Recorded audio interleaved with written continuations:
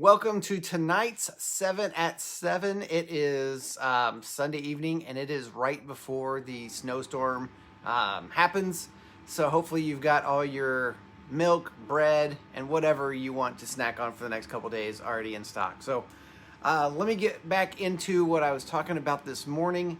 It is Vital Signs series, and I spoke about giving. And giving is part of our nature. It's part of who we are now that we've become like him, because we've been transformed into his image, back into his image. And one thing I wanted to talk about with the giving is that it's part of our nature, and it's what we do. It's in a response to how much we know we're loved. So for example, one of the first things I put on the handout was God is after our hearts. Giving is a result of a heart turned over to God.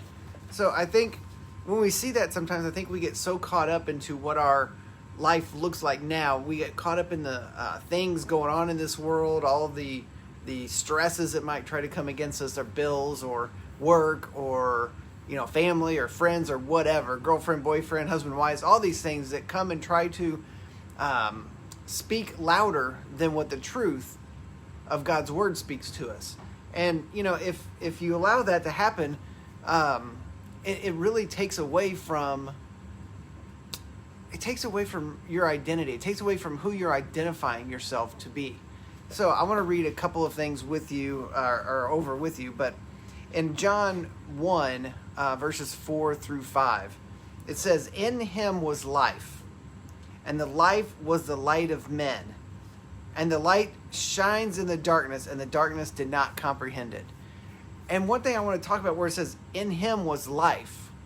Well, it's like, what is the life that's talking about? Because obviously he was breathing, his heart was pumping, he had life. But the life that he had, it says it was the light of men. That light is revelation. That is what another phrase that word is used throughout the Bible. Light and revelation are interchanged, but his life was the revelation of men. It was the revelation of how mankind is supposed to live on this earth at one with God. It's the revelation that man and God could coexist together without any animosity, without any angst, anxiety, anything. It was the life in him was to show mankind that they were perfectly suited to house God, as it was in the beginning with Adam and Eve. So with that in mind, I want us to think about when we give, we're an extension of God. It's an extension of his nature on this earth. Something I talked about this morning was talking about covenant. We're in covenant with God. So everything that God has is ours, and everything that we have is now available to God. So, and that, at least that's the way it should be. Sometimes we don't operate that way, but that's what covenant means. Everything that's yours is mine. Everything that's mine is yours.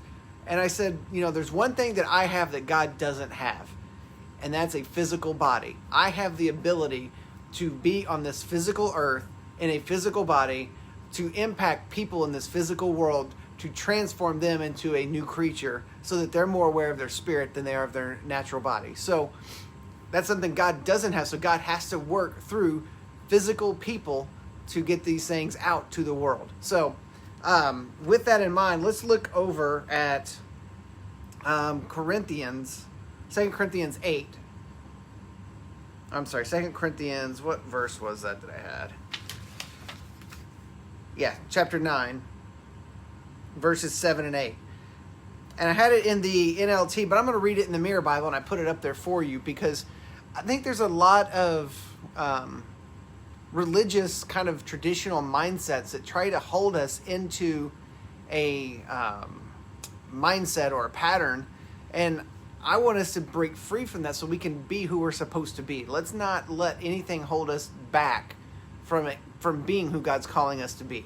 So it says, every individual must thoroughly think this through in their own heart, not with thoughts of possible regret or out of a legalistic sense of duty. So he's talking about giving. So Paul's talking to the Corinthians like, hey, don't give out of a legalistic sense of duty.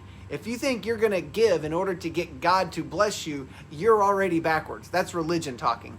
He's saying you've already been blessed. Out of that blessing that he's given, now give. Because you see and you've heard what he's told you to do, so you're in response to God. We get so wrapped up, I think, into thinking we're going to get God to do something for us based on our performance or our actions. And that is so 180 opposite. It says, the agape love of God inspires extravagance of hilarious proportions. And I love that because I heard a story about this guy who got born again at a meeting.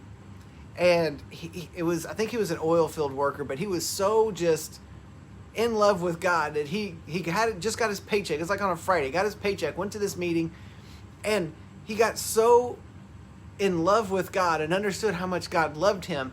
He just signed his check and put it in the offering because he's like, I'm giving God everything. I see what he's done for me. And because of his great love for me, in response, I'm giving everything. And it was funny, the ministry called the guy, had him come in, and they said, look, God doesn't want your whole paycheck. You keep your paycheck, tithe and give and whatever God tells you to do from it, that's fine. But don't do this thinking you have to. I don't know how much the guy gave, but it was just a great heartfelt response that this guy had to understand how much God has sacrificed, how much God has done for him, that he wanted to give it all to. And that ministry didn't want him to not pay his bills or whatever. So anyway, I just thought it was a great story. But it goes on and says, it is impossible to exaggerate the dimensions and detail of the grace of God. Plunge into the extravagance of grace, where he exhibits the extreme dynamics of his bountiful dealings with us. We are already advantaged far beyond any calculation of personal merit to be completely self-sufficient at all times. I mean, there's nothing we can do. God's already blessed us. He's making us, he's talking about our blessing that he's already given us. Self-sufficient at all times in every possible situation that we might face. The overflow thereof amply supplies the needs of others in many creative ways to do good. And that's something I talk about a lot, or I say a lot when we talk about the offering or giving, is that, Hope City will always have more than enough for every good work. Because we understand, and we're getting more and more understanding and revelation. Back to John 1, 4, and 5, we're getting more and more revelation into the life that is the light of men. That his life is the revelation that we need to see. So his life reveals who we can be. So when you read that John 1, 4, and 5, his life, it says in the Mirror Bible, and I have this up there, it says his life is the light that defines our lives. His life reveals who we can be. His life reveals our true identity. And whenever you think about that, it makes it easy to give. That's what Jesus did. He gave his life. He gave everything for us.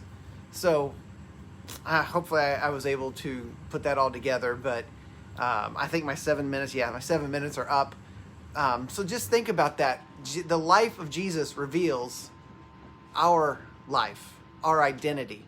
So the light was, his life was the light of men. His life reveals our true identity, and it's just like Jesus. So that's all I got for tonight. God bless you all. Have a good night. Stay warm. Be safe. Enjoy the beautiful looking snow in the morning when you wake up. Who knows? We're supposed to get anywhere from 0 to 100 inches. I don't know. So have fun and enjoy. God bless you all. Bye-bye.